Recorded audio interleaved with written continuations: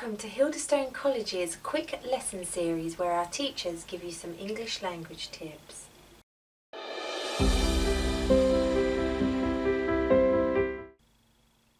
Hello!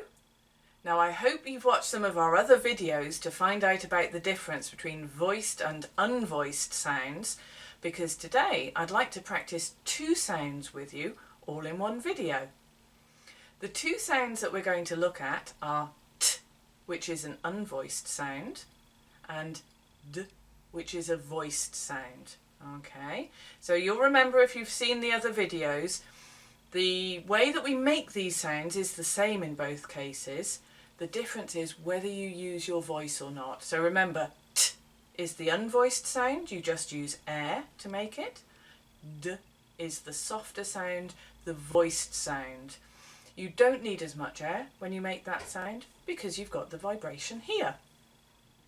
Now it is important for these two sounds that you can hear the difference between the two.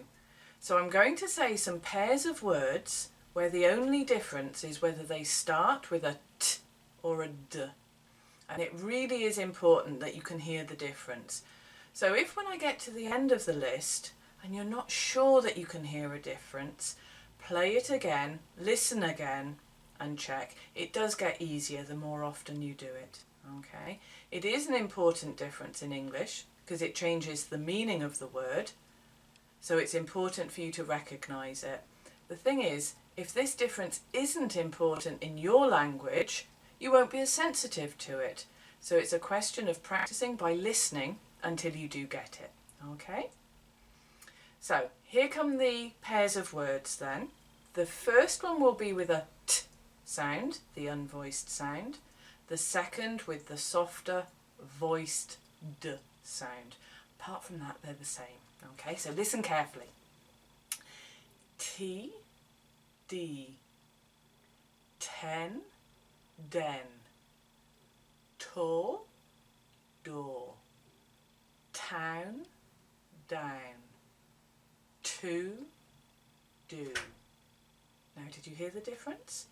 If you didn't, don't worry. It's quite normal to find it difficult at first. Like I said before, it depends on whether this difference is important in your own language or not. So if you're not sure, just rewind the video, go back and listen again, and listen as many times as you need to. For those of you that do hear the difference, let's try a bit of practice now. Can you say the words and see if you can make the difference?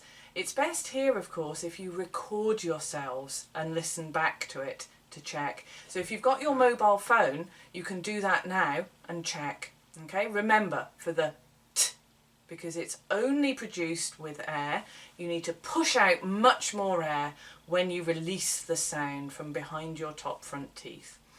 For the d sound, you don't need so much air because you're using the vibration of your voice here. Okay, give it a go, see how you get on. Now, if you can already do that sound at the beginning of the words and make the difference clearly, let's try it in the middle of a word.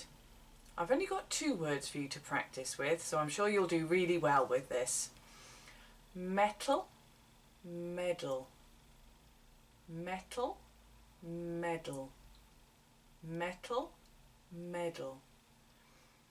Now the difference is very small, so you might find that quite difficult to notice, but I promise they are different to my ears because I'm a native speaker of English.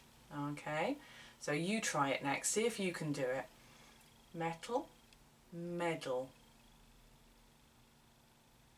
metal, medal. Okay, now I've got some more words for you with these sounds at the end this time. So I'll say the pairs down through the list again. Remember, the first word you hear will have a t sound at the end, and the second word you hear will have a d sound at the end. Again, just listen first, see if you can hear the difference, and you can practice with your mobile phones. After that, record yourselves and check. Okay? At, ad. But, bud. Eight, aid. Write, ride. Feet, feed. Now it is much harder usually for students when these sounds are at the end of a word. So even if you found the other exercises easy, you might need a bit more practice with these ones, but I have a little trick which will help you. When this sound is at the end of a word, when it's a D sound, the trick is to make the vowel sound just a very small amount longer. Okay? Just make the vowel sound longer before the voiced sound, the D sound. So if we take feet, feed as our pair, you'll notice that when I say feet, it sounds quite short and quick. When I say feed, the vowel, the E sound, is just minimally longer. So if you find it hard to make the difference clear when you're speaking, do just try making the vowel longer. Just a little bit. If you exaggerate too much and start saying feet, feed, then you will sound a little bit strange and probably people will laugh at you. Okay, that's not always a bad thing, but it might not be the effect that you want to have on your listeners. Okay, so just make it a little bit longer. Feet, feed. Okay, go away and practice that now, and I'll see you as soon for another video, I hope. Bye. Thank you for watching. If you liked the video, please click on the like button, and if you haven't already, please subscribe and click the bell icon so that you don't miss the next video. That's it for this lesson. Until next time, goodbye.